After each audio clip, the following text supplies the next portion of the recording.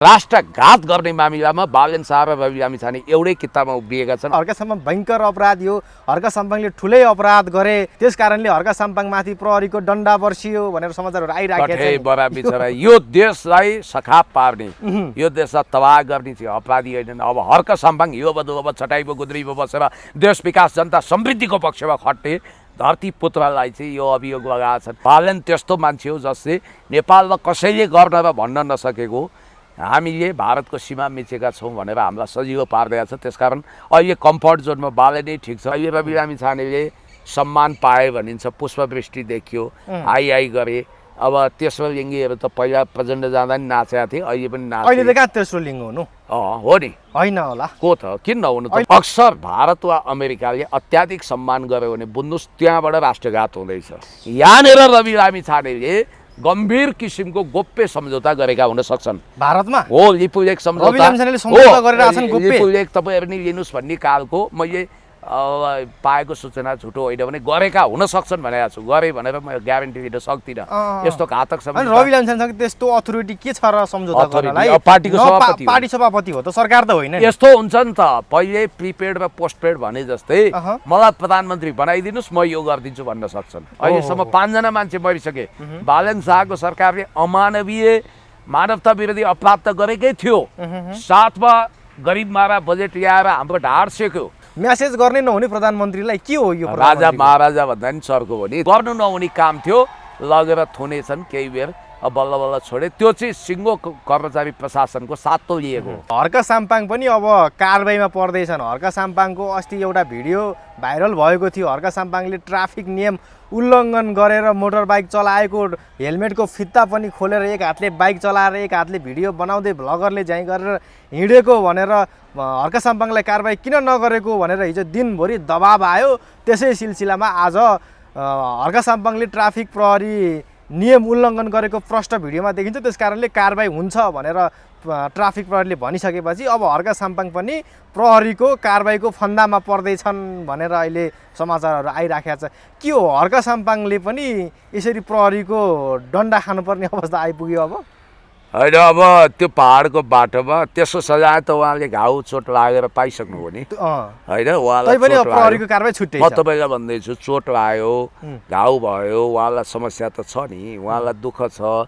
तर उहाँले चाहिँ जनहितको लागि एउटा भिडियो खिचिरहनु भएको थियो। त्यही सिलसिलामा अब त्यहाँ ट्राफिक पनि थिएन, त्यो बाटो त्यहाँ जनहित के को लागि जनहित हुने र? त्यो बाटो भिडियो बनाउँदा जनहित हुन्छ। ए बाबा, भ्लगर बन्नु होला, उहाँको आफ्नो शैली छ। ए बाबा, उहाँले कुनै देश जलाएको छ, सिंहदरबार जलाएको छ, तपाईँको यो सरकारले एउटा कुरो भन्छु, यो सरकारको दायित्व के थियो? बालेन शाह यति साँच्चै सुशासनप्रति प्रतिबद्ध थिए भने यत्र हजारौँ घर जलाउने हातहरू त यहीँ छन् नि। ती हातहरू कसको हो? इन्डियामा छ कि नेपालमा छ? अपराधीहरू खोजेर कारबाही गर्नु पर्दैन? सिंहदरबार जलाउने को हो? BICC जलाउने को हो? अनि सर्वोच्च अदालत जलाउने को हो? देशको यत्रो क्षति पुर्याउने को हो? मिनबहादुर गुरुङको भाटभटेनी जलाउने को हो?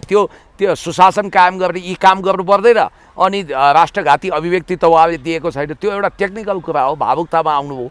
अब उहाँलाई सजाय भने म्याक्सिमम मैले देखाएँ त्यही ट्राफिक कहाँ लान्छ, यसो पाठ पढाउँछ, चिट काटेर के गरेर त्यही होला, क्लास दिएर पठाउँछ, क्लास दिएर के गरेर। अब अहिले समाचार त कसरी आइरहेछ नि, हर्का साम्पाङ भयङ्कर अपराधी हो, हर्का साम्पाङले ठुलै अपराध गरे, त्यस कारणले हर्का साम्पाङमाथि प्रहरीको डन्डा बर्सियो भनेर समाचारहरू आइराखेका छन्। यो देशलाई सखाप पार्ने, यो देशलाई तबाह गर्ने चाहिँ अपराधी होइन। अब हर्का साम्पाङ हियो बदो अब छटाइबो गुद्रीबो बसेर देश विकास जनता समृद्धिको पक्षमा खट्ने धरती पुत्रलाई चाहिँ यो अभियोग लगाएका छन्। केपी ओलीले पनि अपराध गर्नु होला नि त। अस्ति बोल्नुभयो उहाँले, 1 इन्च जमिन पनि नेपालले भारतको मिचेको छैन। बरु प्रधानमन्त्रीले के भनेको? प्रधानमन्त्रीले गरेको दाबी झुट्टा छ, हामीले एक ठाउँमा 1 इन्च जमिन पनि मिचेको छैन भनेर स्पष्ट रूपमा उहाँले बोल्नु भएको छ। तर यहाँनिर त्यस्तो देशभक्तको पनि केली उडाइन्छ होइन। तर हर्का साम्पाङ भनेको त्यो व्यक्ति हो नि त, उहाँले पटक पटक संसदमा प्रधानमन्त्रीलाई सिकाउनुहुन्छ, सभामुखलाई पाठ पढाउनुहुन्छ, म संसदको हेडमास्टर हो पनि भन्नुहुन्छ कहिलेकाहीँ त।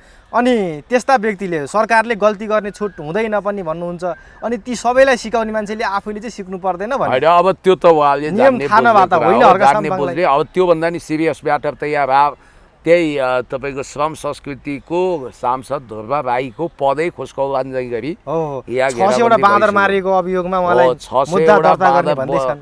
उहाँले मैले फेरि मैले भनौँला यहाँ मलाई नै मुद्दा चलाइदेला नि अहिले यो जमाना खराब छ एआईबाट बोल्या एआईले भिडियो बनायो भन्न पनि पाइँदैन फेरि यहाँ त किनभने आफैले बोल्या हो तर टुक्रा काटिदिन्छन् उहाँले भनेको ध्रुव राईजीले भन्नु पऱ्यो क्या यसरी बोल्नुपर्ने रहेछ जस्तो मैले यतिवटा ऊ गरेँ भनेर बोल्दा भोलि पुण्य गौतमले यसो गरिदियो भनिदिन्छन् मान्छेले होइन त्यसकारण बोल्दा पनि बडो भाषामा सजग हुनुपर्छ ध्रुव राईजीको दाबी अनुसार ध्रुव राईजीले गाउँपालिकाको अध्यक्ष हुँदा वा अहिले सांसद जितिकनै पनि 600 भन्दा बढी बाँदरलाई नर्कको टिकट कटाउनु भयो अरे स्वर्ग नर्कको अर्थात् हत्या गर्नु हो अब वन्यजन्तु आरक्षण सम्बन्धी कानुन र वन्यजन्तु कानुनले चाहिँ यसलाई वर्जित अपराधको रूपमा लिन्छ र लाखौँ जरिवाना गर्ने 1 देखि 6 वर्षसम्म कैदको व्यवस्था गरेको रहेछ यही कुरा उठाएर चाहिँ एउटा संस्था एउटा एनजिओले अब हुलाकबाट के अरे इमेलबाट उजुरी हालेको रहेछ प्रहरीले चाहिँ प्रारम्भिक रूपमा यसको प्रमाण चाहिन्छ हामीलाई बोलेको मात्रै कुरोले हुँदैन कहाँ हत्या गर्नुभयो बाँदरको आदि इत्यादि त्यो सहित निज सम्बन्धित व्यक्ति यहीँ आएर उजुरी गर्नुपर्छ भन्नु हो अब उहाँलाई नै रासपाले चाहँदाखेरि कारबाही गर्न सक्ने भन्ने कुरा सुनियो अब यस्तो नहोस् अर्को कुरो हर्क साम्पाङले यो विषयमा स्पष्ट गर्नुभएको छ हिंसात्मक कुरा चाहिँ गर्नु हुँदैन है बाँदर मार्नु हुँदैन होइन बाँदरै स्वभाव भएका राजनीतिज्ञलाई तह लगाए जस्तै बाँदरलाई तह लगाउँ त्यसलाई त्यसका खाद्य पदार्थ यसै त बाँदर सुस्कर त्यसलाई के चाहिन्छ सम्बन्धित ठाउँमा लगेर खाइ खोराकी दिउँ तर बाँदरलाई करेन्ट लगाउने कुरो गर्ने बाँदर मार्ने कुरा गर्ने यो आफैमा अपराध हो यहाँ अजिङ्गर सर्प मार्न पाइँदैन एउटा उखान तपाईँले भन्नुभयो भने तपाईँलाई गाह्रो पर्छ अहिले त के भन्नुपर्छ भने सर्प पनि भागोस् लट्ठी पनि नभाँचियोस् भन्नुपर्छ मरोस् भन्नु हुँदैन त्यस कारण यहाँ गाह्रो समय आइसकेको छ त्यस कारण यो सरकारलाई यस्तो यस्तो खालको बुद्धि चाहिँ कसले दिन्छ भने जस्तो एउटा हिजोदेखि एउटा भिडियो पनि सामाजिक सञ्जालमा निकै भाइरल हुँदै थियो नि त्यो पानीमा विद्यार्थीहरूको मोबाइल डुबाएर नष्ट गरिरहेको भिडियोहरू आइराखेको थियो त्यो मोबाइल मात्रै हुँदैन त्यहाँ करोडौँको डाटा पनि हुनसक्छ त्यस्ता बहुमूल्य डाटाहरूलाई पानीमा डुबाएर जुन नष्ट गरिदिएको थियो एसीमा चिट चोर्नको लागि मोबाइल प्रयोग गरिएको भन्ने कुरालाई त्यसलाई चाहिँ त्यस्तो खालको बुद्धि कसले दिन्छ यो सरकारलाई भनेर चाहिँ मान्छेहरूले विरोध गरिरहेको छ यो चाहिँ के हो अब पहिलो कुरो रोगे हाँसौँ जस्तो घट्टा भयो अहिले त स्मार्ट चिटिङको जमाना आएछ डिजिटल चिटिङ हो मैले त जिन्दगीभरिमा एउटा चिटकरो पनि प्रयोग गरेको छैन मेरा केही साथीहरू मेरा क्लासमेटहरू स्कुलदेखि कलेजसम्म नि चिट चोर्ने रोग लागेका थिए उनीहरू गुटुटु कुद्थे 1 घन्टे लाग्यो अनि सट्ट जाने 1-2 घन्टीमा अनि वासरुममा जाने अनि चिटहरू हेर्ने आएर कोही त हातमा सार्ने के गर्ने अनि उहाँबाट मिलाएको चिट यता ल्याएर यसो घुसार्ने अनि यसो आँखा छल्दा लेख्थे होइन कोही पक्राउ खान्थे कोही पक्राउ खाँदैन थियो त्यो बेग्लै कुरा हो तर यहाँनिर अब यो जमाना डिजिटलको आयो मोबाइल मार्फतै चिट चोर्न थालेछन् विद्यार्थीले त्यो पनि एससीमा कति विकृति छ हेर्नु त अब एउटा हिन्दीमा कुन फिल्म हेरेको थिएँ मैले चिट चोर्न नपाएकोमा सञ्चालक समितिको अध्यक्षले हेडमास्टरै हटाइदिन्छ अनि प्रहरीले कारबाही पनि गर्न सकिँदैन त्यहाँको एमएलएले पनि चिट चोर्ने यिनीहरूको अधिकार हो चिटिङ गरेर यिनीहरू पास गर्छन् भन्ने टाइपको छ यो तपाईँको यो आइएस अफिसर हुने टाइपको के एउटा फिल्म थियो कि मैले बिर्सेँ भने जस्तै युपी बिहारका कैयौँ रोगहरू नेपालको तराईमा पनि छर्या छ त्यहाँ चिटिङ उनीहरूको अधिकार हो भन्ने टाइपको कुरा रहेछ तर परीक्षा केन्द्राध्यक्षले र त्यहाँ जाँचकीले मोबाइलहरू सबै कब्जा गरे तर मूर्खता कहाँ भइदियो भने मोबाइल कब्जा गर्नुसम्म ठिक थियो उहिले हाम्रा साथीभाइहरू गुच्चा खेल्थे म त अनुशासित विद्यार्थी गुच्चा कब्जा गरेर सरले फ्याँकिदिनुहुन्थ्यो कि गुच्चा भरे त सरको छोरोसँग पो नयाँ नयाँ गुच्चा आउँछ के भयो भने त बुवाले गुच्चा त कब्जा गरे लगेर छोरालाई खेल्न दिएछन् त्यस्तो घटना पनि हुन्थ्यो होइन अब यहाँनिर त्यो मोबाइललाई उनीहरूले कचाकुचुक बनाउने पानीमा डुबाउने डाटाहरू नष्ट गर्ने यो त मूर्खता भएन र कोही मूर्ख मान्छे अथवा बच्चा केटाकेटीले एकचोटि मेरो छोराले पनि के गर्यो भने सानो बच्चा छ नि त कहाँ ठेस लागेको ढुङ्गालाई नै अर्को ढुङ्गाले हानिदियो कि यसले गर्दा मलाई ठेस लाग्यो भनेर त्यो मोबाइलको के दोष त्यो डिभाइसको होइन त्यो डिभाइसलाई त त्यहाँ उनीहरूले नियन्त्रण गर्ने अनि अभिभावक बोलाउने कडा नसिहत दिने दण्ड जरिवाना गर्ने बरु सजाय दिने होइन यति रुपियाँ तपाईँलाई चार्ज हो भन्ने त्यो विद्यालयको कोषमा जम्मा गर्ने त्यो मोबाइल फुटाएर के फाइदा हेर्नुहोस् यहाँ यो जहाँ हामी इन्टरभ्यू गर्दैछौँ यो इटाटोल हो यो इटा पाखा अर्थात् इटाटोलमा एकजना प्रोफेसनल भूतपूर्व चोरलाई भेटेको थिएँ मैले आफ्नो सजाय काटेर आएको रहेछ अनि ऊ निराशा व्यक्त गर्दै थियो के अब ऊ वास्तवमा प्रोफेसनल पाकेटबार रहेछ, सेटिङ पनि हुने रहेछ को छ।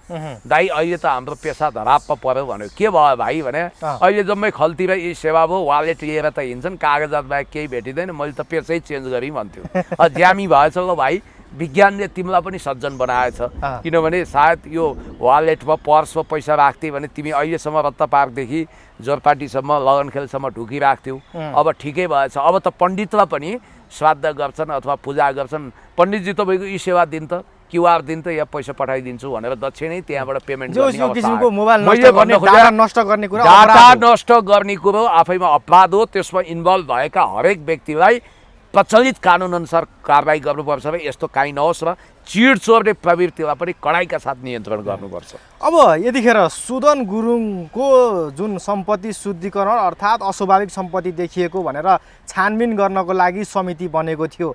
त्यो छानबिन समितिले सुदन गुरुङलाई एक किसिमले भन्ने हो भने चोख्याएको छ। हिजो प्रधानमन्त्री कार्यालयमा बुझायो क्यारे, सरकारलाई बुझायो त्यो प्रतिवेदन, तर त्यो प्रतिवेदनको सारांशमा सुदन गुरुङमाथि त्यो अस्वाभाविक सम्पत्ति देखिएको कुनै प्रमाण नभेटिएकोले कारबाही प्रक्रिया केही पनि नगर्ने भन्ने किसिमको प्रतिवेदन आएको भन्ने कुरा आएको छ। अर्थात् सुदन गुरुङलाई अब सोझै गृहमन्त्री बन्ने बाटो खुल्यो। यति भएपछि अब 1-2 दिनभित्रमा सुदन गुरुङ गृहमन्त्री बने भने अचम्म मान्नु पर्दैन। कसरी लिनु भएको छ हेर्नुहोस्, यो देशको विडम्बना। यत्रो साला होडाइ था भन्ने एउटा नाना पाटेकरको मैले डायलग हेरेको थिएँ। एक मच्छर आदमीको फलाना बनाता है, फेरि यो तेस्रो लिङ्गीको नाम लिनु हुँदैन, फेरि यहाँ बडा गाह्रो छ। प्याट्ट मच्छरमा मारेर एक मच्छर आदमीको फलाना बनाता है भन्छ क्या, यत्रो साला होडाइ था। यो त तय नै थियो नि, अलरेडी सुदनलाई चोख्याइन्छ। हामीले भनेकै थियौँ सुनपानी छर्किन्छ, यो सब नाटक हो, पब्लिकको आँखामा छारो हालेको हो। सुदनलाई फेरि यिनीहरूले डेन्टिङ पेन्टिङ गरेर उनलाई लाली पाउडर घसेर मेकअप गराएर अझ बिर्दावली गाएर बाजा गाजाका साथ गृह मन्त्रालयमा भित्राउने पुरा प्लान छ। यो प्लान यहाँको होइन भाइ, डिप स्टेटको हो।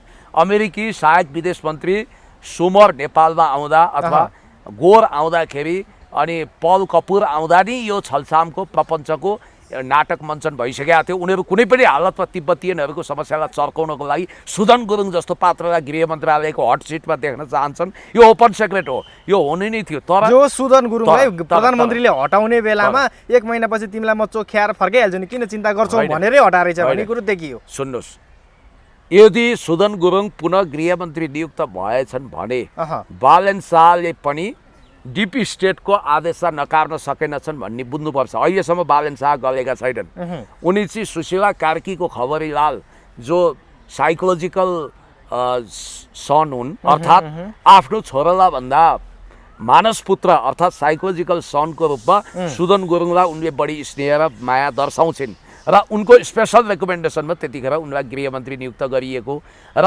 सुशीला कार्कीको खबरीलाल हुन सक्ने भएमा सुशीलासँग त बालन शाहको 36 को आँकडा छ होइन, टग अफ वार छ। त्यो हिसाबले उनलाई पुनः नियुक्त गर्न बालनले नचाहेको र अर्को कुरो फेरि तिब्बतको गतिविधि बचाउने पात्रहरूलाई पुनः नियुक्ति दिँदाखेरि भोलि चाइनाले कर्के नजर लगाउन सक्छ, अप्ठ्यारो पर्न सक्छ, नयाँ निकोलस मदुरोको कथा नेपालमा दोहोरिन सक्छ भन्ने हिसाबले बालन शाह भयभीत भएकै हुनाले उनलाई गृहमन्त्री नबनाउने बहाना बनाउनको निम्ति नै उनको एउटा हरकतको उनले सीसीटीभी फुटेज काठमाडौँमा ल्याएका थिए। स्पेसल क्राइम ब्रान्चबाट पठाएर सिआइबीबाट पठाएरै त्यहाँका डिभाइसहरू कब्जा गरेर सीसीटीभी फुटेज ल्याए।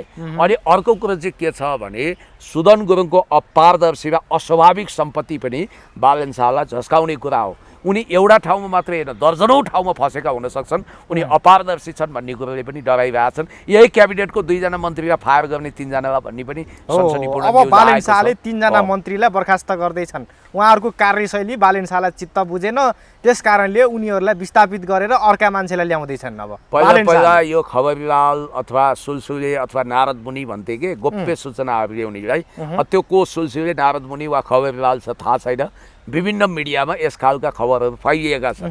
अब मन्त्री चेन्ज गर्दै आउँदा सबैको पालो आउने हो कि भन्ने पनि छ एउटा। अब अर्को कुरो चाहिँ के छ भने रवि लामिछानेले सिफारिस गरेका मन्त्री कोही पनि उनी राख्न चाहँदैनन् भन्ने पनि देखिन्छ।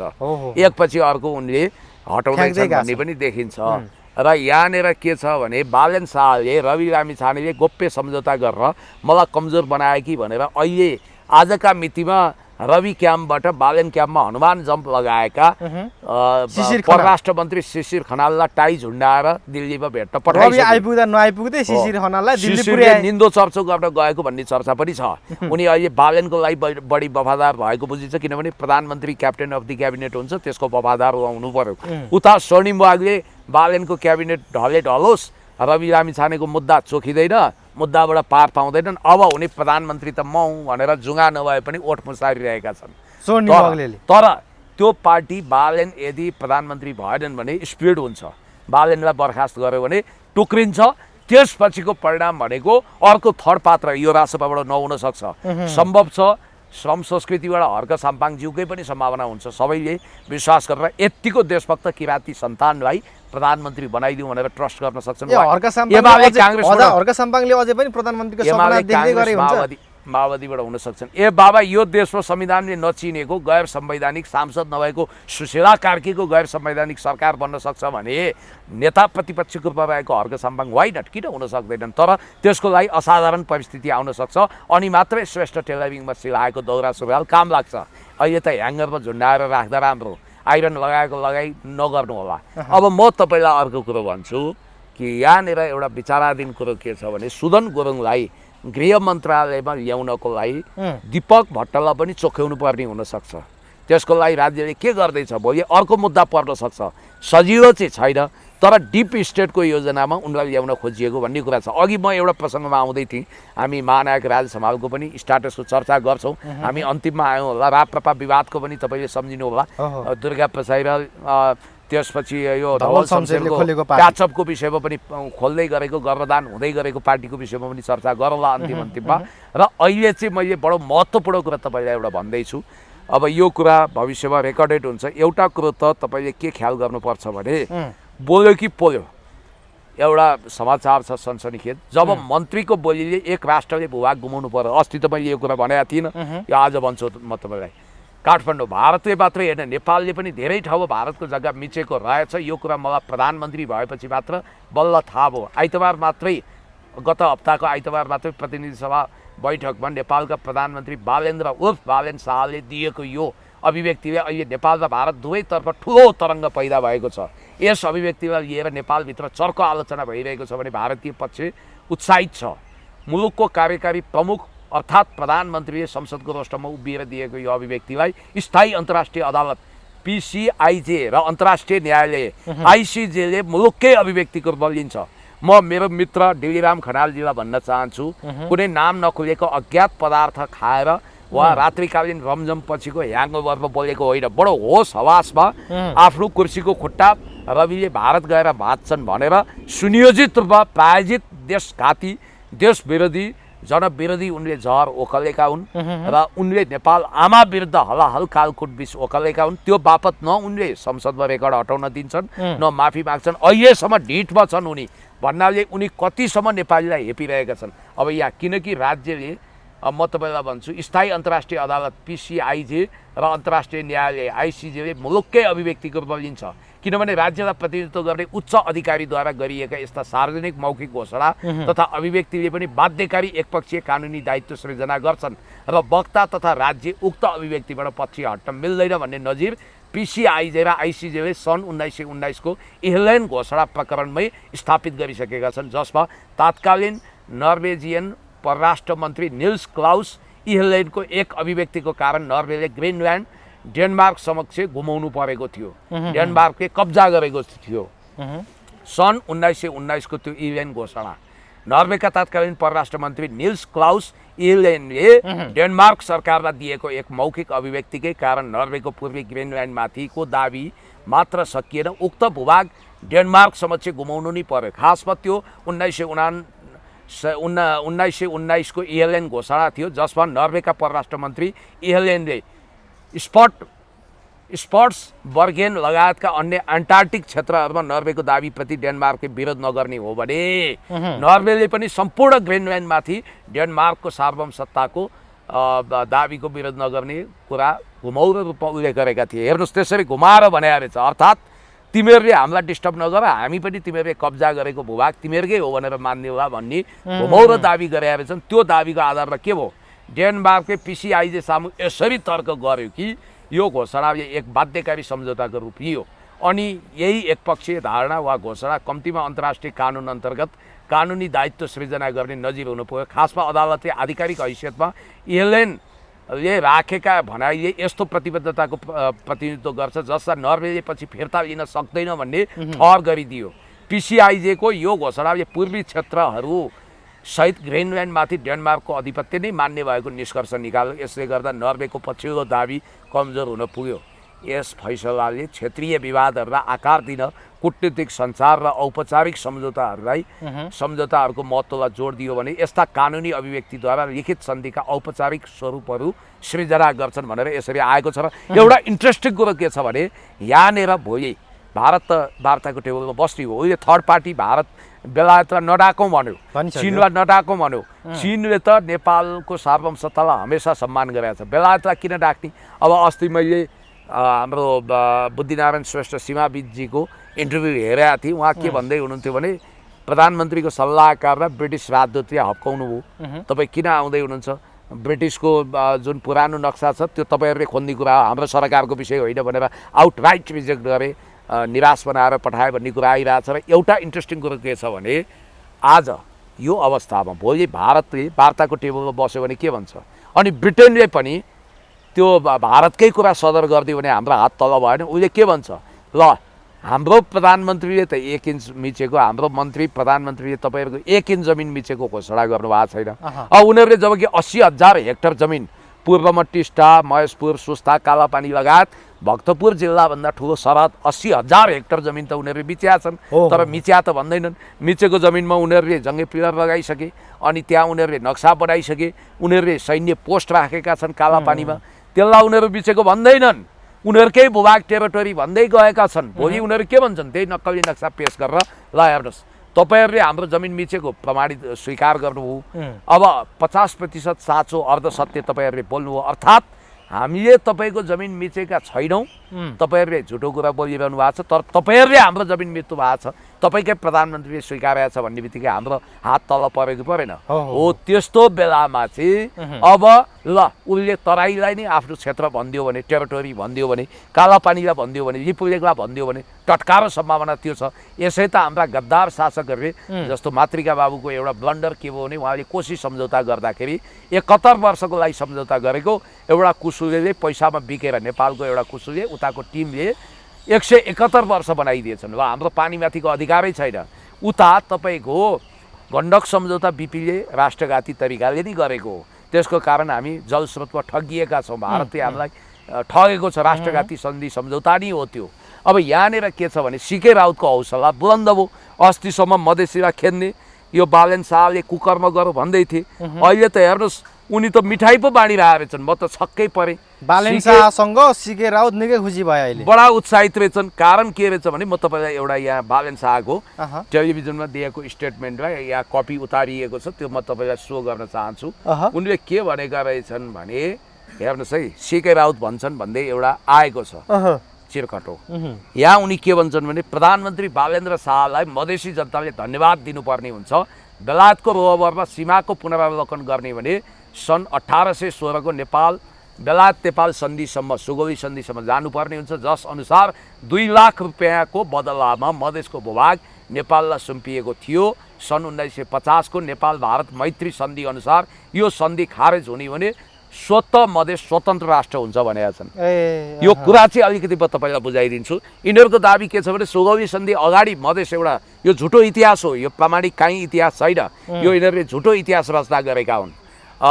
उनीहरूको झुटो इतिहास अनुसार चाहिँ 1816 को सुगौली सन्धि अगाडि मधेस भन्ने छुट्टै देश थियो अरे, त्यसलाई चाहिँ नेपालका शासकहरू बाठो भएर 1816 को सुगौली सन्धिसँगै 2 लाख रुपियाँमा किनेर लिए अरे, त्यसलाई हामीले उपनिवेश बनायौँ अरे हो। त्यसलाई त्यो क्षेत्रलाई स्वतन्त्र राष्ट्र बनाउन त सुगौली सन्धि खारेज गर्नु पर्यो।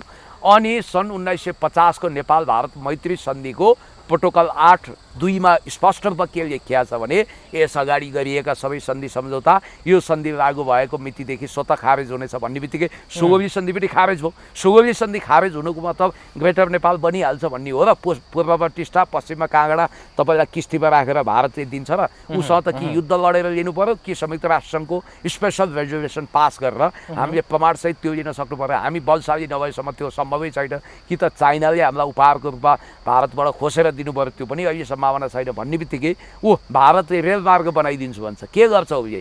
चाइनाले यहाँ रेलमार्गको लागि फिजिबिलिटी स्टडी गर्छ, रसियाले गर्छ, त्यहाँ रेलमार्ग बन्न नदिन उसले आएर झोलामा खोला ओगटे भने जस्तै रेलमार्गको लिक कब्जा गरेर बसेको छ। भारत त त्यस्तो छट्टु छ। अब भारतले के गर्छ भने यो सन्धिको आधारमा 1950 को मैत्री सन्धिको आधारमा सुगौली सन्धि खारेज गरेर खारेज हुने बित्तिकै सीके राउतको आशा के छ भने स्वतः मधेस स्वतन्त्र राष्ट्र हुन्छ भन्ने उसको आशा छ। यसमा बालेन शाहले उनीहरूलाई सहयोग पुर्याएरै एउटा मधेसीको छोरो हुनुको नाताले स्याबास भनेका छन्। अहिले अब सीके राउतको धृष्टता के छ भने नेपाल आमालाई उसले मामुवाला छाडा शब्द गाली गरेका छ। हिजो नेपाल आमालाई टुक्राउनको निम्ति छिया बनाउन, तराईलाई अलग थलग गराउन भूमिगत हिंसात्मक सङ्घर्ष गरेकै हो।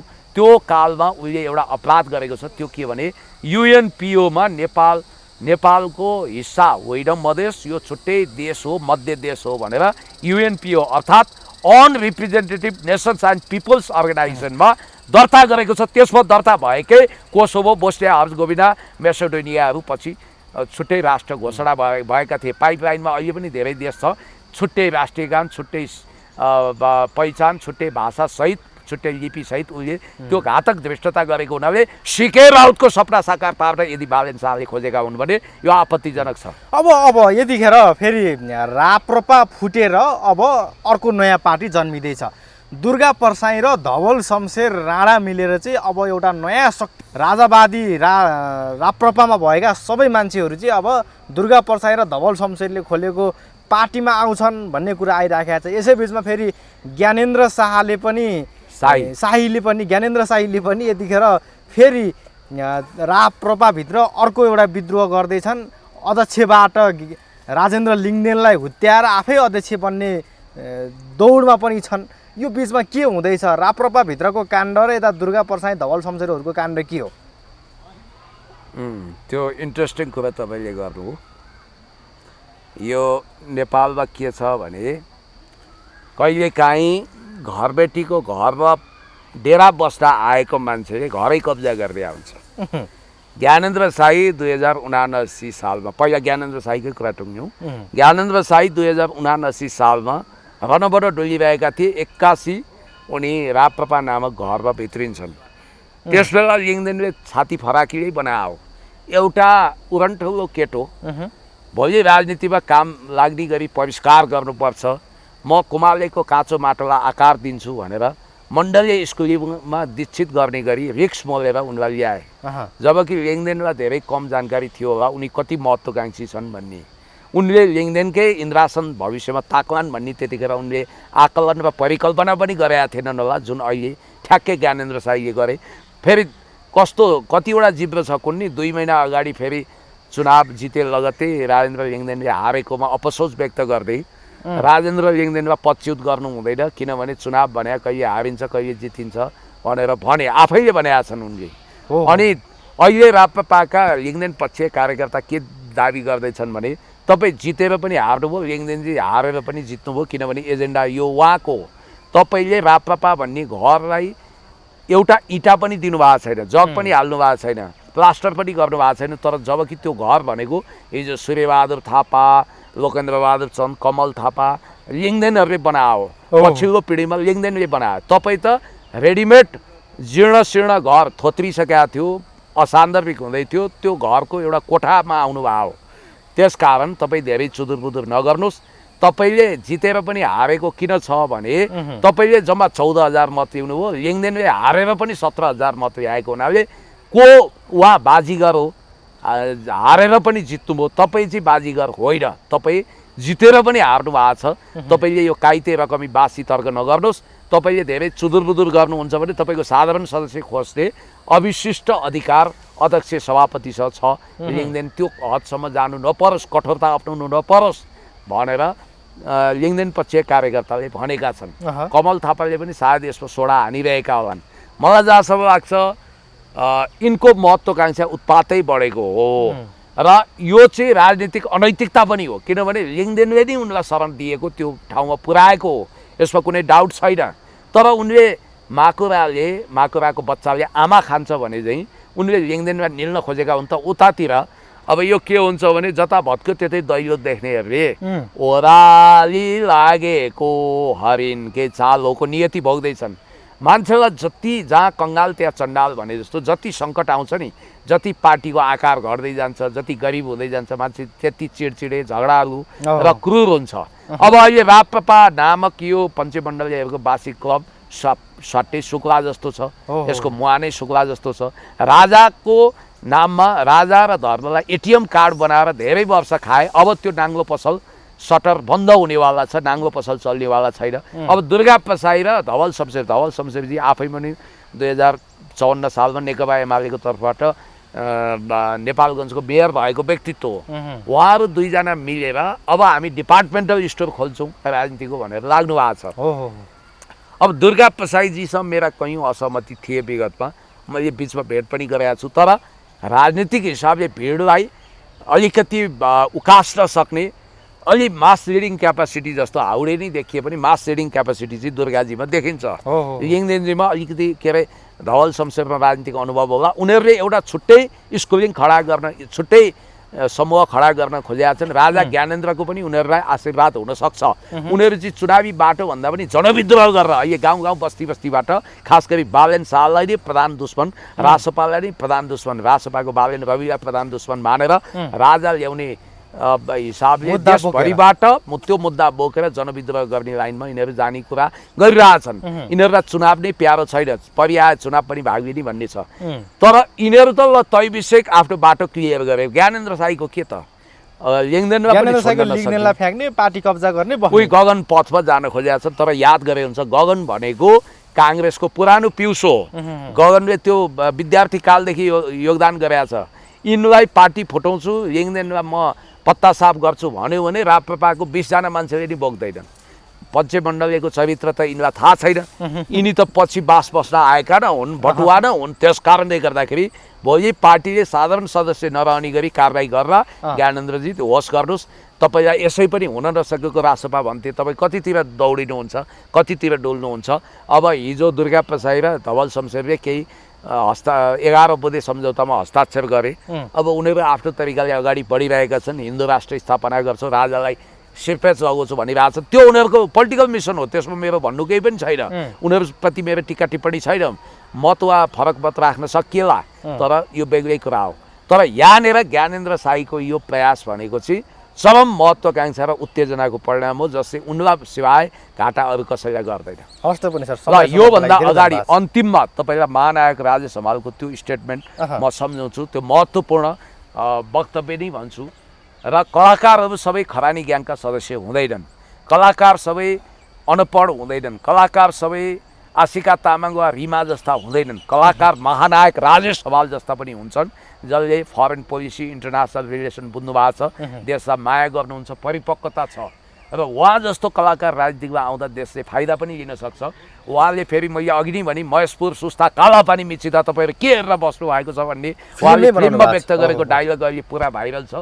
महानायक राजेश हमाल यो पदवी उहाँले किन डिजर्भ गर्नुहुन्छ भने वाह क्या बात, स्याबास महानायक राजेश हमालज्यू, यो छुट्टै टुक्रा पनि राखिदिनु होला। हृदयदेखि नै तपाईँलाई सम्मान छ। देशभक्त नायक महानायक राजेश हमालज्यूलाई 21 तोपको सलामी मेरो तर्फबाट भयो। सबै जनताले हाई हाई गरेका छन्, देशभक्तहरूले वाह वाही गरेका छन्। ल सुनौ उहाँले के लेख्नुभयो। उहाँको यो स्ट्याटस आएको छ एक दिन अगाडि, अहिले सामाजिक सञ्जालमा भाइरल पनि छ। राजेश हमाल नेपालको सीमा सम्बन्धी बहसहरूमा 2 शब्द सुनिन्छन्, सीमा पार अतिक्रमण, क्रस बोर्डर अकुपेसन र राज्य प्रायोजित भू अतिक्रमण, स्टेट स्पोन्सर टेरिटोरियल इन्क्रोचमेन्ट। यी दुवैलाई एउटै अर्थमा बुझिन्छ, तर वास्तवमा यी पूर्णतः फरक प्रकृतिका विषय हुन्। सीमा पार अतिक्रमण प्राय सरकारभन्दा बढी स्थानीय नागरिकसँग सम्बन्धित हुन्छ। नेपाल भारत खुल्ला सिमानाको कारण दुवै देशका नागरिकहरू शताब्दीौँदेखि व्यापार, खेतीपाती र सामाजिक सम्बन्धमा जोडिएका छन्। नदीहरूले धार परिवर्तन गर्छन्, सीमा स्तम्भहरू हराउँछन् वा क्षतिग्रस्त हुन्छन्, बस्तीहरू विस्तार हुन्छ। यी घटनाहरू प्राय नीतिगत होइनन्, भौगोलिक निकटता र ऐतिहासिक परिस्थितिको परिणाम हुन्। यिनीहरू रणनीतिक विस्तारको प्रयासभन्दा बढी प्रशासनिक र स्थानीय प्रकृतिका समस्या हुन्, जसको समाधान संवाद, संयुक्त सर्वेक्षण र आपसी सहकार्यबाट सम्भव हुन्छ। तर राज्य प्रायोजित भू अतिक्रमणको प्रकृति पूर्णतः फरक हुन्छ। यो त्यति बेला हुन्छ जब कुनै राष्ट्र स्वयं विवादित भूभागमा आफ्नो नियन्त्रण विस्तार गर्न वा कायम राख्न प्रत्यक्ष रूपमा सक्रिय हुन्छ। यहाँ व्यक्तिहरू होइन, राज्यका संस्थाहरू संलग्न हुन्छन्।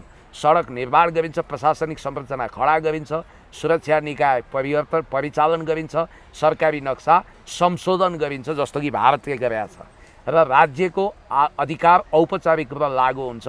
यसको सबैभन्दा प्रमुख उदाहरण कालापानी लिम्पियाधुरा हो। आजको डामाडोल र अनिश्चित विश्व राजनीतिक परिवेशमा कुनै राष्ट्रको नेतृत्व गर्ने व्यक्तिमा पर्याप्त परिपक्वता, अनुभव, निर्णय क्षमता र दूरदृष्टि नहुँदा राष्ट्रले गम्भीर चुनौतीहरू सामना गर्नुपर्ने अवस्था आउन सक्छ भनेर उहाँको यो स्ट्याटस आएको छ। यसबाट उहाँले के चिन्ता जताइरहनु भएको छ भने बालेन शाह र रवि लामिछानेको यो अपरिपक्व देशद्रोही राष्ट्रघाती अभिव्यक्तिले देशलाई क्षति पुग्न सक्छ। उहाँको मनमा पक्कै पनि छ जननी जन्मभूमि स्वर्गादपि गरिएसी motherland are greater than heaven. आमा र देश स्वर्गभन्दा प्यारो हुन्छ। जसरी हेर्दा युगोस्लाभिया संसारको नक्साबाट 1990 को दशकमा बिलायो। सर्बिया, मन्टेनेग्रो, मेसेडोनिया, बोस्निया हर्जगोभिना, कोसोभो लगायतका टुक्राहरूमा टुक्रिए। इथियोपियाबाट इरिट्रिया अलगियो। 1999 मा सनाना गुजबाओहरूको कन्सपिरेसीको कारण इन्डोनेसियाबाट इस्टिमोर अलगियो। पूर्वी र दक्षिणी र उत्तरी सुडानको रूपमा सुडानको एनेक्सेसन भयो। अब नेपाल भन्ने महान राष्ट्र, खबरदार बैरीहरू, हात नचम्काउनु, आँखा नचम्काउनु, हात नलम्काउनु। यो देश आकाशमा चन्द्र सूर्य रहेसम्म रहनुपर्छ, हिमालमा हिउँ रहेसम्म रहनुपर्छ र महावीर पुनले भने जस्तो कुख्यात अभिव्यक्ति दिए जस्तो देश जन्मिन्छ मर्छ, यो यस्तै हो भन्न पाइँदैन। नेपाल राष्ट्र जिन्दाबाद, नेपाल राष्ट्र अमर होस्। यतिखेर नेपाली ब्रो भनेर चिनिने कुमार थापाले अहिले आफ्नै श्रीमतीलाई हत्या गरेको, रडले हानेर हत्या गरेको भन्ने कुरा हिजोदेखि आयो। त्यसपछि अहिले यतिखेर सामाजिक सञ्जालमा यसले तरङ्ग सिर्जना गरिराखेको छ। मान्छे कतिसम्म क्रूर हुनसक्छ, आफ्नै श्रीमतीलाई पनि यसरी हत्या गर्ने अवस्थासम्म मान्छे कसरी पुग्न सक्छ भनेर यतिखेर बहस सिर्जना भइरहेछ। तपाईँले कसरी लिनुभयो नेपाली ब्रोले आफ्नै श्रीमतीलाई हत्या गरेको कुरालाई? नेपाली ब्रो भनेर कुख्यात, मैले कुख्यात भनी, अब प्रख्यात वा चर्चित भनिनँ। नेपाली ब्रो भनेर कुख्यात हत्यारा कुमार थापा मगर, जो आफ्ना विभिन्न अस्वाभाविक हरकतको कारण सोसियल मिडिया, खास गरी युट्युब र टिकटकमा उनी सधैँभरि विवादको घेरामा तानिन्थे। घरि कसैलाई पिटेको, घरि कोहीसँग झगडा गरेको, घरि कसैको बडीगार्ड बन्ने घोषणा गरेको, घरि श्रीमतीसँगको लफडा आदि इत्यादि भनेर घरि अब विभिन्न रङ्गीचङ्गी गर्लफ्रेन्डहरूसँगको मौज बस्तिया, घरि गाडी, घरि अब महल देखाउँदै विभिन्न फन्डाहरू रच्ने यी मान्छेले एउटा रेसर भए पनि फन्नी टाइपको जोकर पात्रको रूपमा सुरुमा हेरेका थियो। उनलाई सिरियसली लिएनन्। उनले बिचबिचमा म सिद्ध्याइदिन्छु, मारिदिन्छु, म यो ऊ भन्दा पनि अब उनको ब्याकग्राउन्ड गौरवशाली नेपाली सेनाको थियो, तर पनि उनी सैनिक जस्तो थिएनन्। उनी चाहिँ अलि फन्टुस टाइपको मान्छे हो भनेर मान्छेले इग्नोर गर्थे। स्वघोषित रेसलर भन्थे मान्छेले। स्वघोषित रेसलर भनौँ या रेसलर खेले भनौँ, यो सोकल्ड स्वघोषित अथवा कथित रेसलर, यो हत्यारा, यो क्रूर अपराधी कुमार भनिने, के अरे नेपाली ब्रो भनिने कुमार थापा मगर केही समयदेखि डिप्रेसनको शिकार थियो। डिप्रेसनमा थियो त्यो मान्छे? डिप्रेसनमा थियो र एन्जाइटी हुने, अस्वाभाविक हरकत गर्ने, पागलपन, सन्कीपन उसमा सवार हुने, विभिन्न अस्वाभाविक हरकत गर्दै हिँडेको र अस्ति भर्खर नेपालको नाम विश्वभरि चम्काउन सफल रविन्द्र धानुकलाई पनि रोस्ट गरिरहेको थियो। रविन्द्र ढाँटलाई पनि त्यसलाई त म एकै पजमा ढाल्छु आदि इत्यादि भनेर यस ढङ्गको वाहियात मिडियाबाजी गर्दा कहिले कुनै झाँक्री कहाँ गएर म अब तपाईँको असिस्टेन्ट बन्ने, कहिले के गर्ने, कहिले राजावादी बनिदिने, कहिले दलको मान्छे बन्ने। अस्ति भर्खर म राजसपा हुँ, म रवि लामिछाने बालेन शाहको बडीगार्ड बन्छु, म यस्तो उस्तो भन्दै त्यो राजसपै भनेर हिँड्थ्यो होइन।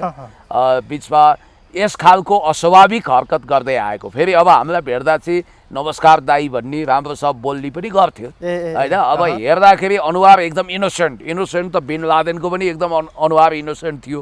अनुहार क्रूर भएका अम्बरीश पुरी वा ड्यानीहरू तपाईँको कति दयालु छन्। रेसलरमै पनि हेर्ने हो भने जोन सिन्हा भनौँ, ब्रुक लेस्नर भनौँ, अथवा अरू विश्वका टप नेपालकै द हिमालयन टाइगरहरू भए, यिनीहरू व्यक्तिगत व्यवहारमा कति मानवीय छन्, कति राम्रा छन् नि। तर यो मान्छे हृदय नै अत्यन्तै पापी क्रूर भएको मान्छे रहेछ।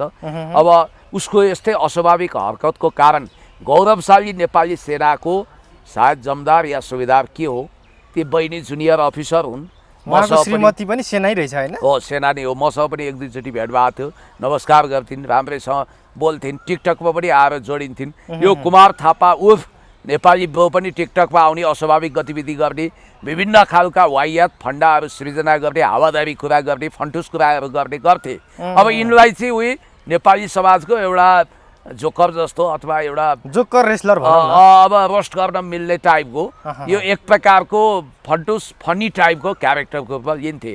तर यो भित्र एउटा खुङ्खार क्रूर अपराधी लुकेको छ भन्ने कुरा धेरैलाई थाहा छैन। म भन्छु राजेन्द्र खड्गीको क्रूरता पर्दाभित्र थियो, तर यो मान्छेको क्रूरता पर्दा बाहिर अर्थात् वास्तविक जीवन रियल लाइफमा होइन, रियल लाइफमा देखियो। राजेन्द्र खड्गी भन्दा पनि क्रूर रहेछ नेपाली होइन। राजेन्द्र खड्गी त खास क्रूर होइन, उहाँको आफ्नो फाइट मास्टर हो, आफ्नो असाइनमेन्ट छ, त्यो अनुसार प्रोफेसनल मान्छे हो नि त, प्रोफेसनल फाइटर हो। त्यस कारण उहाँले कसैलाई गएर हानेको, ताकेको, मारेको भन्ने छैन नि त। उहाँको पनि श्रीमतीसँग लफडा थियो, तर कसैलाई पनि सिद्धाउने आदि इत्यादि काम गर्नु भएन। तर यो मान्छे भयङ्कर कठोर रहेछ। र यहाँनिर के छ भने तपाईँलाई म एउटा जानकारी गराउँछु। उहिले हिजो राति 10 साढे 10 बजेतिर हत्या गर्ने उद्देश्यका साथ श्रीमतीलाई रड हान्यो। सुरुमा खुकुरी पार गरेको, धारिलो खोडा वा खुकुरी पार गरेर मारेको भन्ने कुरा आएको थियो। सुरुमा त गम्भीर घाइते भन्ने भयो। हेर्नुहोस्, म अक्सर यो मेरो टिकटक लाइभ पछि 11 बजे अलमोस्ट इन्ड हुन्छ, त्योभन्दा पछाडि बस्दिनँ र म आधा घन्टाभित्र निन्द्रा देवीको काखमा पुगिसक्छु, म सुतिसक्छु। तर झल्यास बिउजाउने एउटा फोन आयो मलाई। एकजना साथीले यो ब्रो, नेपाली ब्रो भन्ने रेसलरले त मार नि श्रीमती भनेपछि म त स्तब्ध भएँ। मेरो नौनारी फत्रकै गलो ओर्तालु खङ्ग्रङ्गै सुक्यो, कोला कोला कोला हाय, के हुन थाल्यो यस्तो भन्ठानी। गएर सोसियल मिडिया हेर्छु त पुरै आइरहेछ। त्यसपछि अब यो समाचार झुटो होस्, यो एउटा प्र्याङ्क होस् भन्ठानी, तर प्र्याङ्क स्र्याङ्क केही होइन, साँच्चै भएको रहेछ। एकछिनपछि त रुवावासीको भिडियो आयो, बहिनीको फोटोहरू पनि आयो, कठैबाट आयो, टप्प टिप्यो, मिति पुग्यो, टारेर टारिन्न त्यो। कालको दुश्चक्रको अगाडि केही लागेन। यमराज खुङ्खार अपराधी विलियम सेक्सपियरको नाटक मर्चेन्ट अफ भेनिसको पात्र साइलकभन्दा पनि खुङ्खार रक्त पिपासु स्याडिस स्वभावको यो नेपाली ब्रोले अब हुन त कतिले खुकुरी हानेको भने प्रहरीको दाबी अनुसार रड हानेछन्। त्यतिखेर मलाई आफ्नै घटनाको याद भयो क्या। म पनि वास्तवमा भगवानको कृपा, डाक्टरको इलाज, तपाईँहरूको आशीर्वादले बाल बचेको।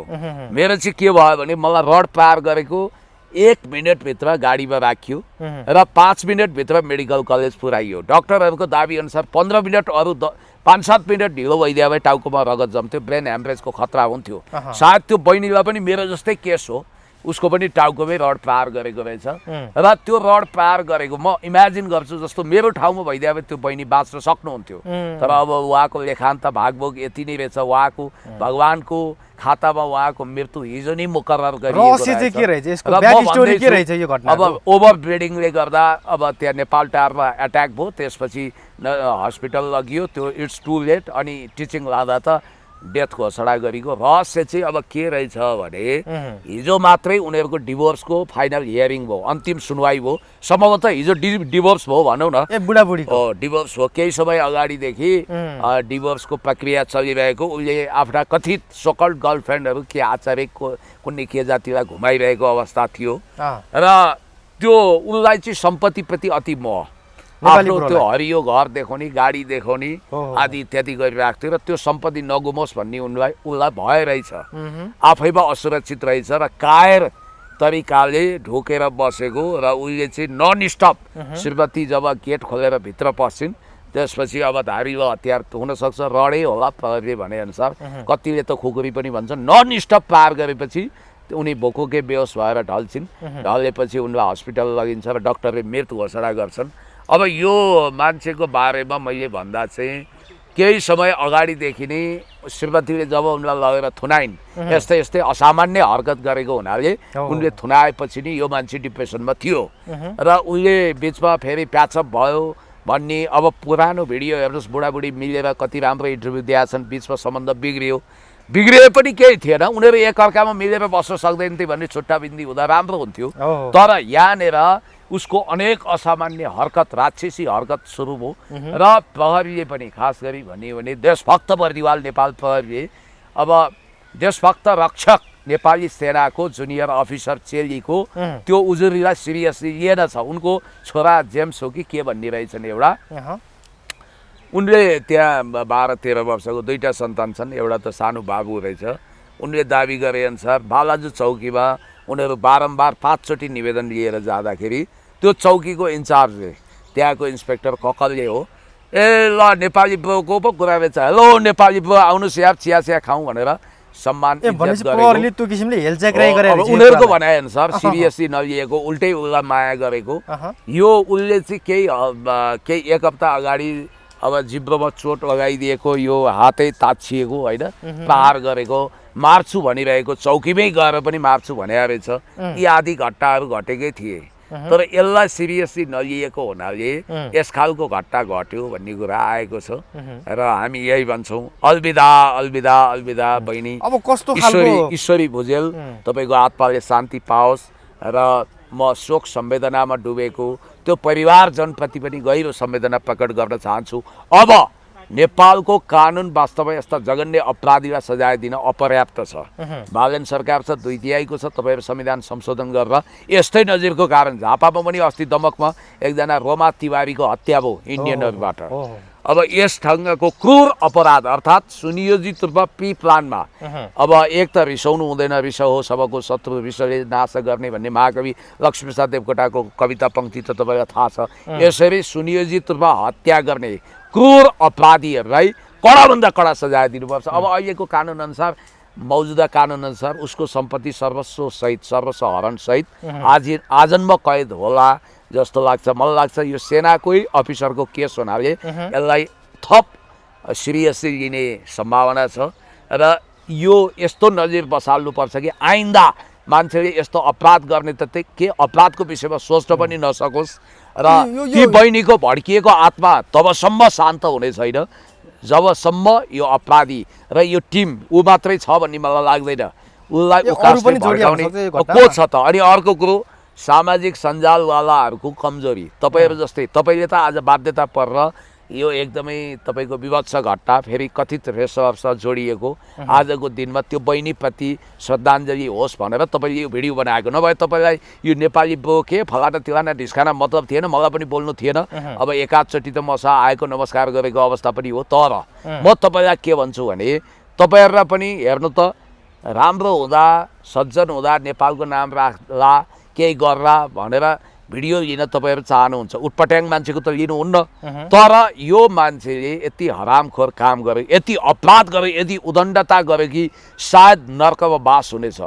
र यी बहिनी ती ईश्वरी भुजेल कठैबरा कस्तो पीडा भयो होला, कति छटपटी भयो होला, मलाई त सम्झिँदा पनि मलाई 1000 गोमनले टोके जस्तो हुन्छ। यिनको कथित प्रेमिका त्यो समथिङ कि आचार्यलाई पनि पक्राउ गरेको भन्ने कुरा आएको छ। अब मसिनोसँग छानबिन हुनुपर्छ, को मतियार छन्, अरू लुकेका को छन्, आकाश पाताल 2 पाताल यत्र तत्र सर्वत्र 3 त्रिलोक 14 भुवन जताततैबाट खोजेर भने पनि कराप झ्याप बनाउनुपर्छ। किनभने अपराधीप्रति जिरो टोलरेन्सीको नीति अप्नाउनु पर्छ। अपराधी कसैको दाइ हुँदैन, भाइ हुँदैन, दिदी हुँदैन, बहिनी हुँदैन, अपराधीको कुनै भाषा हुँदैन, भेष हुँदैन।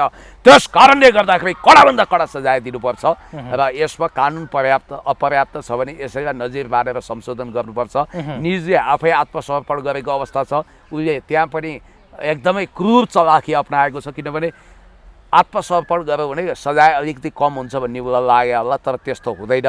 म तपाईँलाई के भन्छु भने यस्ता जघन्य अपराध गर्ने मान्छे छुटेर आयो भने भोलि अर्को यस खालको अपराध गर्न सक्छ। जेनजी मोभमेन्टमा यसै पनि रवि लामिछानेले नक्कु जेल ब्रेक गर्दाखेरि धेरै मान्छेहरू जेलबाट छुटेर आएका छन् र अपराधमा संलग्न भएका छन् र यो आपराधिक मनोवृत्ति भएका जल्लाद स्वभावको र यसले यो घटना घटाउँदा मलाई त हजारौँ बिच्छिले टोके जस्तो राजकुमारले डसे जस्तो पीडा भएको छ। म स्तब्ध छु र के भनौँ अब, आई हेभ नो वर्ड्स। अलविदा अलविदा अलविदा, हार्दिक श्रद्धाञ्जली ईश्वरी भुजेल बहिनी। यो नेपाली ब्रो भन्नेलाई यो अवस्थासम्म पुर्याउन, जबकि ऊ डिप्रेसनको शिकार छ भन्ने थाहा थियो, ऊ अन्टसन्ट बोल्छ भन्ने थाहा थियो, भड्काएर उक्साएर यो ढङ्गको हत्यारासम्म बनाउन कहीँ न कहीँ सोसियल मिडिया कर्मीको हात पनि हुनसक्छ, कहीँ न कहीँ थोरै तिरो। अब जस्तो सोसियल मिडियामै आएर डिप्रेसनमा परेर आत्महत्या गर्ने त थुप्रो छन् होइन, तर यहाँ त हत्या नै गरे नि त एउटा अपराधीले। यस्तो व्यक्तिलाई हाइलाइट हिजो किन गरियो? किनभने ऊ असामान्य थियो। असामान्य मान्छेलाई हाइलाइट गर्ने होइन नि त। पुण्य सर, यतिखेर रवि लामिछाने हिजो भारत भ्रमणबाट फर्किए। भारत भ्रमणबाट नेपाल आउँदै गर्दाखेरिमा रविको अनुहारमा एकदमै चमक देखिन्थ्यो, रविको गर्वले छाती फुलेको जस्तो पनि देखिन्थ्यो। किनभने छाती पनि किन नफुल्योस्, मोदीले त्यत्रो स्वागत गरेका थिए, रविलाई त्यत्रो सम्मान गरेका थिए। अब यतातिर आइसकेपछि शङ्का मान्छेले के गर्दैछन् भने मोदीलाई भेटेर आएको हुनाले, मोदीको आशीर्वाद पाएको हुनाले अब रवि लामिछानेको घमण्ड बढ्छ, बालेन शाहलाई प्रधानमन्त्रीको कुर्सीबाट हटाएर आफै प्रधानमन्त्रीको कुर्सीमा दौडिने रवि लामिछानेले खेल पनि खेल्न सक्छ भनेर शङ्का गरेका थिए। तर हिजो एयरपोर्टमा आउँदै गर्दा रवि लामिछानेले त्यो शङ्कालाई दूर गरिदिएका छन्। अर्थात् म प्रधानमन्त्री बन्ने दौडमा छैन, हाम्रो चुनाव अगाडिको सम्झौता जे छ त्यही हुनेवाला छ भनेर रवि लामिछानेले भनिदिए। तपाईँले कसरी लिनुभयो त्यसलाई? अब यदि रवि लामिछानेले चुनाव अगाडिको हाम्रो सम्झौता जे छ, एग्रिमेन्ट जे छ, त्यही अनुसार बालेन शाहलाई नै प्रधानमन्त्री मानेर नमस्कार गर्छु, तोम शरण गर्छु भने भए इन्डो वेस्ट खास गरी भारतले, साउथ ब्लकले मोदीका इर्द गिर्दका मानिस वा मोदीबाटै इसारा भएको हुनसक्छ। हेर भाइ, त भविष्यको काम लाग्ने मान्छे होस्, तर अहिले हामीलाई बालेन चाहियो। किनभने बालेन त्यस्तो मान्छे हो जसले नेपालमा कसैले गर्न र भन्न नसकेको हामीले भारतको सीमा मिचेका छौँ भनेर हामीलाई सजिलो पारिदिएको छ। त्यसकारण अहिले कम्फर्ट जोनमा बाले नै ठिक छ। ऊ भारत भ्रमण नआए पनि, स्टर्ट गरे पनि हामीलाई उही ठिक छ भनेर उसलाई ब्रेन वास गरेको हुनु पर्यो। होइन, त्यो हृदयबाटै यदि उसले बोलेको, रवि लामिछानेले यदि हृदयबाटै नक्कली कुरा नबोलिकन सक्कली कुरा बोलेका हुन् भने यो सम्भावना। तर मलाई त्यस्तो लाग्दैन। यिनले नक्कली कुरा, पाल्सी कुरा गरिरहेछन्। यी राजनीतिक कलाकार हुन्, पब्लिक छट्क्याउन ढाँट्न सिपालु छन्। अब यस्तो हो भाइ, तपाईँले एउटा इतिहास सम्झना गराउँछु। भारतको इतिहासमा दक्षिण एसियामा सबभन्दा ठुलो सम्मान कसले पाए थाहा छ? लेन्डुप दोर्जेले। लेन्डुप दोर्जेको त्यो सम्मानलाई मृत्यु अगाडिको अन्तिम इच्छा भोजनसँग मान्छेले तुलना गर्थे। लेन्डुप फाँसीको फन्दामा चढ्नु अगाडि तपाईँले जुन इच्छा भोजन गर्नुहुन्छ, जे खान मन गर्नुहुन्छ, दुनियाँको सबै कुनै पनि 7 स्टार वा 5 स्टारमा कुनै स्टार होटलमा पाइने मेनु पनि तपाईँलाई ल्याइन्छ भनिन्छ, अथवा पर्सिएको बोकोला सुन्दर बनाइन्छ। त्यसै गरी इतिहासमै सबभन्दा बढी धुमधामको पुष्पवृष्टिसहित जय जयकार भएको थियो लेन्डुप दोर्जे। त्यसपछि उसले यस्तै राजसभाको जस्तै असाधारण बहुमत थियो, 2/3 बढी थियो। उसले स्वतन्त्र हिमाली राज्य सिक्किमलाई भारतमा विलय गर्यो। सुधानन्द दासको ग्राब एन्ड एनेक्सेसन पढ्नु न, त्यहाँ एउटा प्रसङ्ग म तपाईँलाई भन्छु, तर गद्दारहरूको कुनै इतिहास हुँदैन। त्यही बेलामा एउटा तितो स्मरण म तपाईँलाई सुनाउँछु। लेन्डुपले जब भारतमा सिक्किम नामक हिमाली राज्यलाई मिसायो, अब उसको महत्त्वाकांक्षा जाग्यो। ऊ क्याबिनेट मन्त्री हुन चाहन्थ्यो या सिक्किमको ऊ मुख्यमन्त्री नै निरन्तर हुन चाहन्थ्यो। तर इन्दिरा गान्धीले ज्यान गए भेटिनन्। अनि मथाई भन्ने एकजना सेक्रेटरी थिए इन्दिरा गान्धीको, उनी चाहिँ नेहरूको साथी थिए। अनि मथाईले के भन्यो भने, म्याडम प्राइम मिनिस्टर, यो यत्रो आफ्नो देशप्रति गद्दारी गरेर यसले आफ्नो देशलाई हाम्रो देशमा गाप दियो, वाइ नट यसलाई किन पुरस्कृत नगर्ने? यसलाई मुख्यमन्त्री बनाइदिउँ या त यसलाई क्याबिनेट मन्त्री बनाऊ भन्दा इन्दिरा गान्धीले के भनिन् भने, मिस्टर मथाई, तपाईँलाई म इज्जत गर्छु किनभने तपाईँ मेरो बुवाको समकालीन, तर मलाई यो कुरो पनि थाहा छ कि तपाईँ होइन, म यो देशको प्रधानमन्त्री छु। किनभने म आफ्नो काबिलियतको कारण, खास राजनीतिक क्षमता र तीक्ष्णताको कारण छु। बौद्धिक तपाईँ हुनुहुन्छ तर राजनीतिक मान्छे म हुँ, त्यसकारण म प्रधानमन्त्री भएको छु। उनले एउटा अङ्ग्रेजीमा एउटा वर्ड्स एउटा सेन्टेन्स भनेकी थिइन्, a renegade of his motherland should be probable renegade of our country India. अर्थात् आफ्नो मातृभूमि सिक्किमको गद्दार हो यो हाम्रो देश इन्डियाको पनि सम्भावित गद्दार हुनसक्छ। जसले आफ्नो देशलाई हामी कहाँ बिलायो त्यसले भोलि हाम्रो देश विरुद्ध गद्दारी गर्दैन भन्ने के ग्यारेन्टी छ? त्यसकारण dam care it go ahead भनेपछि अब मथाइले कुरो बुझे, त्यसपछि उनको लागि दिल्लीको ढोका म तपाईँलाई यो उदाहरण किन दिएको भने अहिले रवि लामिछानेले सम्मान पाए भनिन्छ, पुष्पवृष्टि देखियो, हाई हाई गरे। अब तेस्रो लिङ्गीहरू त पहिला प्रचण्ड जाँदा नि नाचेका थिए, अहिले पनि नाचे। अहिले त कहाँ तेस्रो लिङ्ग हुनु? हो नि, होइन होला, को त किन नहुनु? अहिले त लेडिज नै हो। होइन तेस्रो प्रचण्ड जाँदा पो तेस्रो अहिले पनि हो, के छ जे होस् त्यो टेक्निकल कुरोमा म गइनँ। अब रासपावालाले भयङ्कर खुसी बनाएका छन्। अक्सर भारत वा अमेरिकाले अत्याधिक सम्मान गर्यो भने बुझ्नुहोस् त्यहाँबाट राष्ट्रघात हुँदैछ। अक्सर भारतले जसलाई सम्मान दिँदैन इग्नोर गर्छ सम्झिनुहोस्, जस्तो कि केपी शर्मा ओलीज्यू, त्यहाँ चाहिँ राष्ट्रघात हुँदै छैन, त्यहाँ देशभक्ति देखिँदैछ। रवि लामिछानेले टेलिभिजनमा ट्याउ ट्याउ गर्दा बेर्नु निस्किने गरी कालापानीको कुरो उठाउँथे, लिपुलेकलाई ग्लोरिफाइड गर्थे, ग्रेटर नेपालको नक्सा समेत गरेन मोदीको अगाडि, ग्रेटर नेपालको नक्सा टाक्थे। आजसम्म नेपालको कुनै पनि अखबारमा एउटा पनि आर्टिकल नलेखेको रवि लामिछाने, जबकि मेरो त विश्व राजनीति र नेपाल भन्ने मेरा सैकडौँ आर्टिकलहरूमध्ये कान्तिपुर, अन्नपूर्ण पोस्ट, काठमाडौँ पोस्ट आदि इत्यादिमा निस्केका आर्टिकलमध्ये सैकडौँ आर्टिकलमध्ये सेलेक्टिभ आर्टिकलको किताब निस्किँदैछ। रवि लामिछानेको आर्टिकल त तपाईँले पढ्नु भएको छैन, बालेन शाह, रवि लामिछाने, ज्ञानेन्द्र साई कसैको पनि कलम चल्दैन। तर त्यो आर्टिकल एसटी मुनिले लेखे कि डाक्टर बाबुराम भट्टराईले वा स्वर्णिम वागले, मलाई थाहा छैन।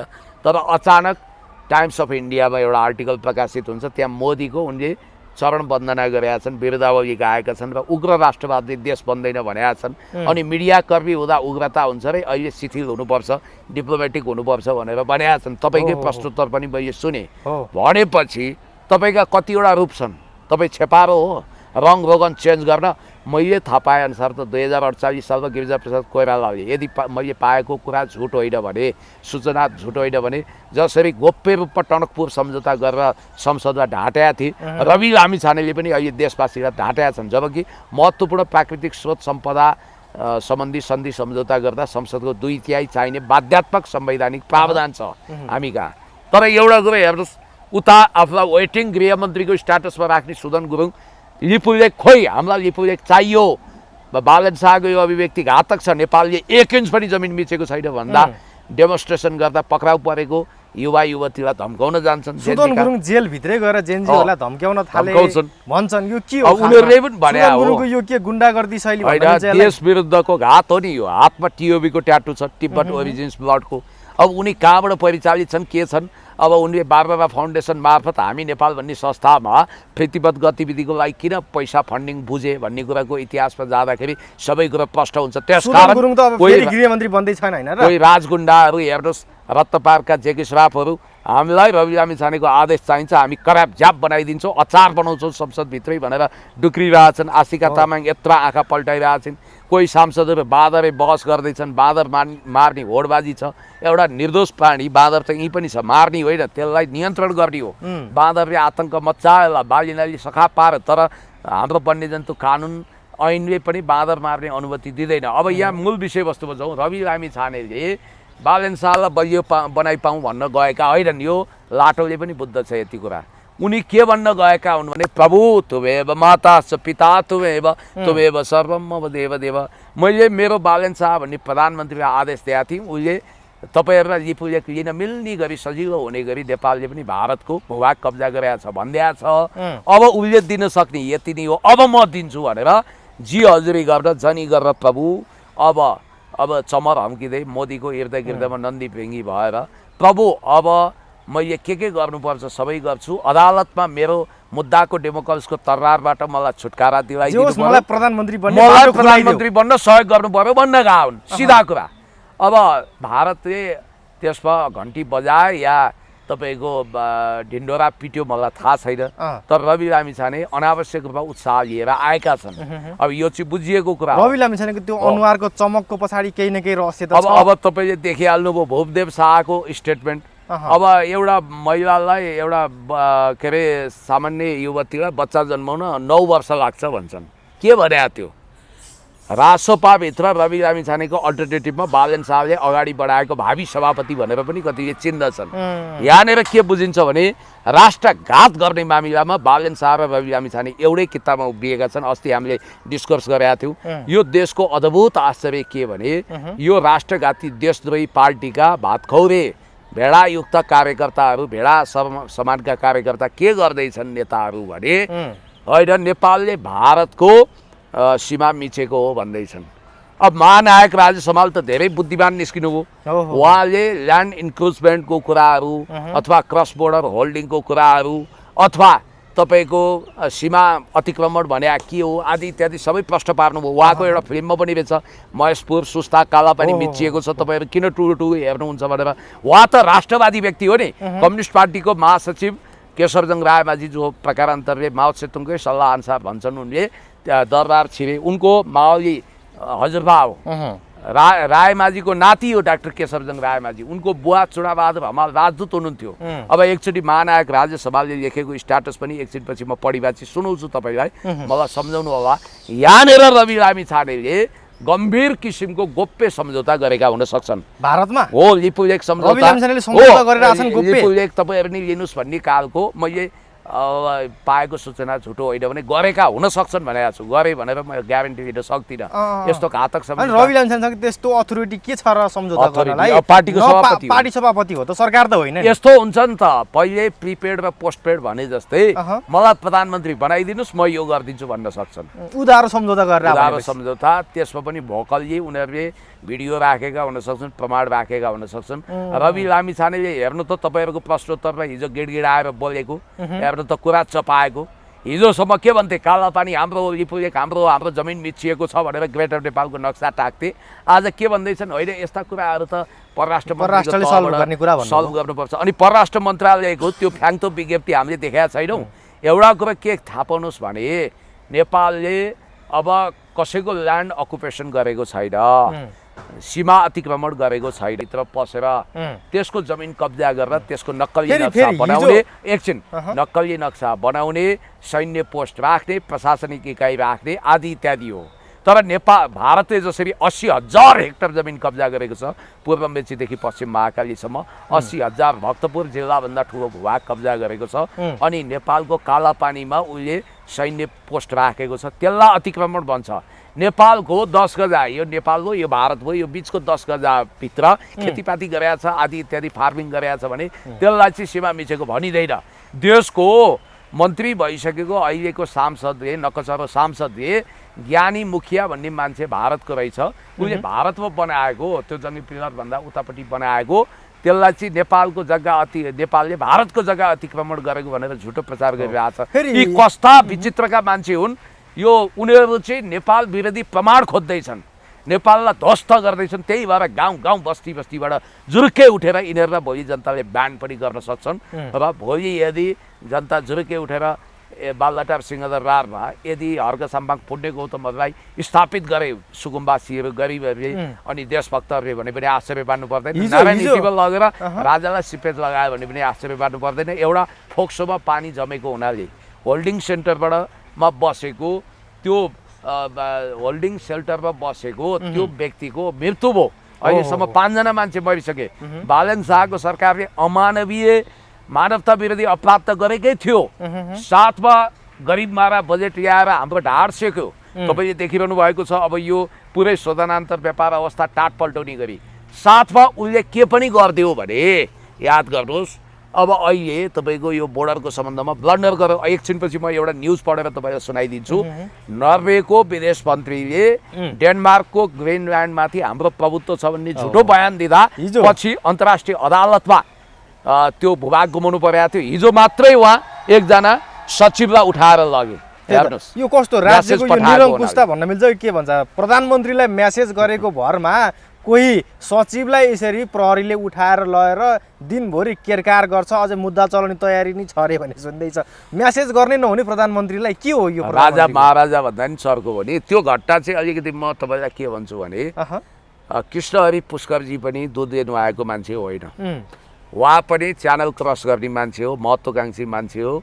अब उहाँ सुशीला कार्कीकै क्याबिनेटबाट मुख्य सचिव बन्न चाहनुहुन्थ्यो, उहाँको इच्छा पुरा नभएपछि अहिले पनि झिनो आशा गरेको रहेछ पत्र मार्फत, त्यो सन्देश मार्फत, मोबाइलको म्यासेज मार्फत मुख्य सचिव तपाईँले निगाह गर्नुहुने प्रभु म बन्न सक्छु भन्ने झिनो आशा गरेका छन् र साथमा उनले राजदूतको ओपन विज्ञापन खुलाएको रहेछ। म त्यसमा आशावादी छु, मलाई तपाईँको आज्ञाकारी हुँ, मधेसकै हुँ, मलाई सहयोग गरिदिनु पऱ्यो महोत्तरीतिरको भन्ने आशयमा उनले पत्र पठाएछन् होइन। अब यहाँ भएको चाहिँ के रहेछ भने यी कृष्णहरि पुष्कर पनि लोकमान सिंह कार्कीको कार्यकालमा उनी अख्तियार प्रमुख हुँदा त्यहाँको सायद सहसचिव थिए। लोकमान सिंह कार्कीको त्यतिखेरको उर्तीपुर्ती के थियो कोनी त्यो प्रशासन प्रहरीलाई धम्काउने त्यसमा पुरापुर सहभागी भएका मान्छे, अवसर छोप्न बहुत सिपालु।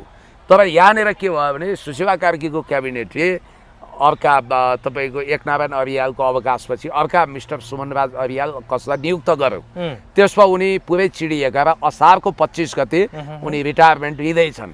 त्योभन्दा अगाडि नै या त मुख्य सचिव बन्न खोजेका छन् उनले, या त च्यानल मिलाएर राजदूत बन्न खोजेको, त्यही सिलसिलामा उनले भेट त दर्जनौचोटि खोजेको, भेट दिएनन्। त्यतिको आधारमा उनले म्यासेज पठाए। त्यसमा उनलाई समातेर लगेर झन्डै थुन्नुभन्दा निजामती कर्मचारी ऐन अन्तर्गत कारबाही गर्न सकिन्थ्यो।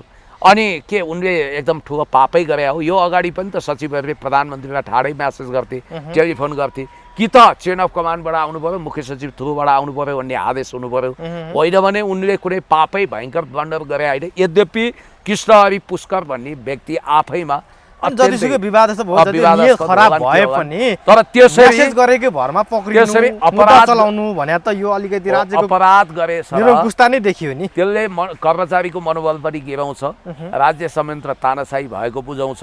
त्यसकारण त्यो गर्नु नहुने काम थियो, लगेर थुनेछन् केही बेर, बल्ल बल्ल छोडे। त्यो चाहिँ सिङ्गो कर्मचारी प्रशासनको सातो लिएको हो।